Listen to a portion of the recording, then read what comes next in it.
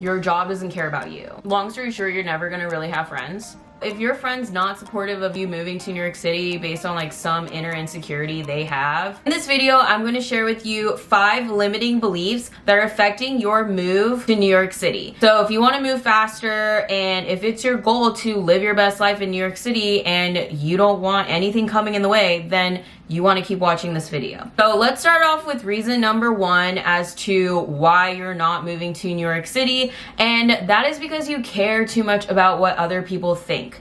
So a lot of the times, if you are talking about moving somewhere, living your best life, going after goals that make other people uncomfortable, like moving to the biggest city in the world kind of, then it's going to intimidate a lot of people that maybe just don't have that goal, or maybe it's too ambitious for them. Like they just can't see themselves living there. So a great example, we'll start off with your parents. Let's say your parents grew up in a small town and they're just like really comfortable living in the burbs, and you're like, Mom and Dad, I love you, but I want to move to New York City. Obviously, they might not be as supportive as parents that maybe have lived in a big city, or maybe they're just selfish and don't want you to go. There's so many different reasons why your parents might not support your decision in moving to New York City, and most of the time it's for selfish reasons, like they just don't want you leaving the nest, or just because they feel like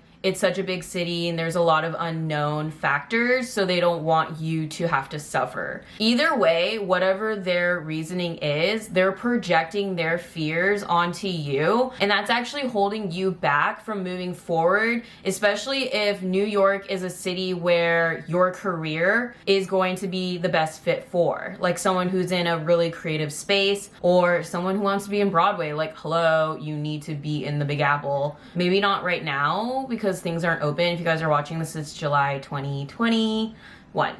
So yeah, that's the first one. The second one is, let's say you grew up in a small town, or maybe you're from like a state that isn't as progressive and open-minded as New York City. Red states. They might not be as supportive as you moving to New York, let's say your friends. So your friends that are comfortable, let's say living in Texas or Florida, if any of you subscribers are from there, hi, I'm talking to you. You might not support your friend moving to New York because you're like, well, I got all this land here, and like for $1,700 I could get 5 bedrooms and a house with like a backyard. That's great. That's great, Betty. Like, I'm so happy for you that you want to hoard things in your apartment or your house. I'm not like that. So whatever your friends' past experiences are, or what their viewpoints are in life, whatever led to that point, they're projecting onto you. So some of you guys will message me and you're like, hey, it's my dream to move to New York City, but I'm just super scared to move because everyone's telling me not to. My parents don't think I should go. My friends all tell me that it's the worst time to move. My parents really want me to stay here, la da da da. At the end of the day, you have to be the one living your life. Your parents don't. And you're probably going to outlive your parents. So at the end of the day, like, you have to do what's best for you. And friendships come and go, especially if you're older, like I am. I'm 30. So when you get to a certain age, if someone isn't your cup of tea, like, you don't have time for that. If your friend's not supportive of you moving to New York City based on like some inner insecurity they have, that's great. You don't have to share it with them. So that's number 1. So number 2 on the limiting beliefs that are holding you back from moving to New York City sooner than later, you keep telling yourself that you can't afford living in New York City. I'm going to share with you some really tough news. You might want to grab like some tissue paper, some Kleenex. This is not sponsored by Kleenex. But you're never gonna have enough money for New York. Even if you do have enough money for New York City, you're never gonna feel like you have enough money in New York City. Like, New York City is basically the capital of the world. My dog's drinking water. I know that sounds really like self-centered,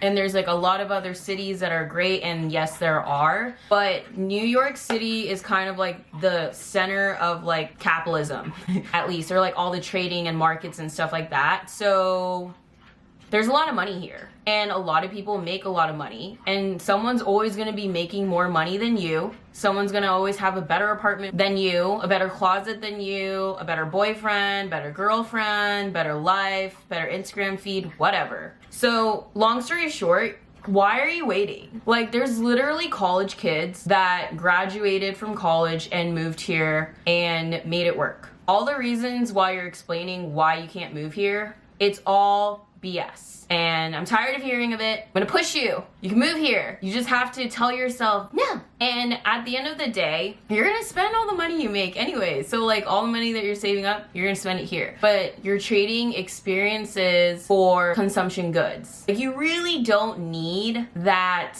knockoff bag that you got at TJ Maxx for sale. You don't really need another Yankee candle from Target. You don't really need all of that. But what you do need is the opportunities that New York has to offer. Second one is, okay, I don't think I'm gonna have enough money. You're never gonna have enough money, so just get over it. Third one is, I won't have any friends, or I don't have any friends in New York. Great, so make new ones. I moved to New York and I only had one friend that lived in New York City that I would actually call a friend. And to be honest, when I moved here, our friendship was already kind of like at the shaky point. We're not friends anymore, we grew apart. Sad. But life happens, you know? Like, you grow apart and people have seasons in your life, whatever. So that season expired and we're on a new one. That was like my only friend. I had a couple people from college and my hometown that lived in New York already, but we had lost touch. So basically we're like just starting over again. You're gonna have to make new friends. And also, what you're gonna notice when you live in New York City, people move in and out because the city is tough to live in. A lot of people might not make it a year, sadly. I think you should try to like at least stay 1 year, 2 years, because your first year is gonna suck. The second year is gonna be like, okay, it's getting better, I can kind of breathe. And the third year is like, I think I can say I'm a New Yorker. So basically, like, long story short, you're never gonna really have friends. Your friends are gonna constantly be in rotation. Like, I can't even tell you how many friend groups I've gone through. My first friend group I had here, they're not even here anymore because they all moved out. I made another group of friends, but then they didn't really like vibe with like me, like, and what I wanted to do. And I feel like now I'm finally finding like the group of friends that like vibe the most with my energy and my vibration, which I'm so grateful for. If you guys are watching, hi. So yeah, that's it. Like, you're never going to feel like you have your set group of friends, and that's okay, because you're gonna be your best friend. And at the end of the day, you're gonna wake up every day and you're gonna be like, I live in New York City, so who cares? And also, if you get a dog, that's your best friend. So you don't need a best friend.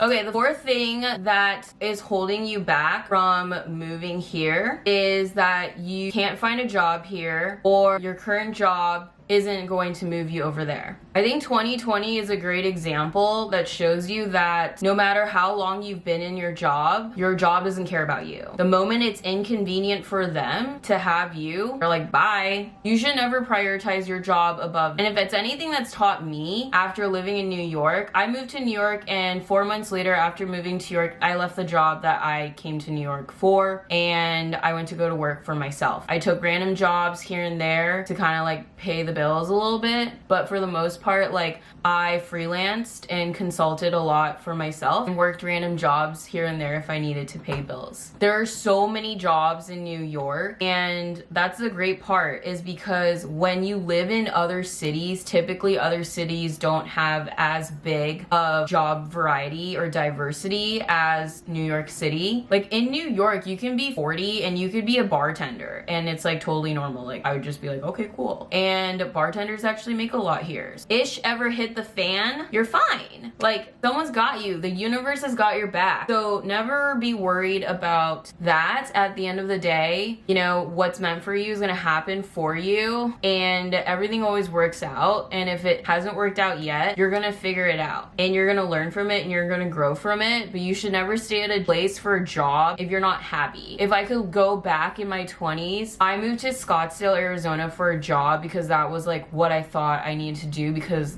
that was like where it was my job, and I lived where my job was, and I realized like that wasn't making me happy, and I wish I would have put myself first versus a job, because a job's never going to fully love you back as much as you love yourself. So you should always prioritize yourself first. Okay, so fifth thing that is a limiting belief on why you haven't moved to New York yet is your timeline. Keep telling yourself that you're waiting for like a great time. You're waiting until 2022 to move there because God knows what. You're putting some timeline on something. And at the end of the day, there's never a great time to do anything. There's never a great time to get married, get pregnant, finally go on that backpacking tour that you've been telling yourself to do, or with that job that you hate. There's never a perfect time, and you're wasting time by waiting for the right time. I wish I moved to New York sooner. I wish that I gave myself every limiting belief that I'm explaining. Not only is it something that I've heard from one of you guys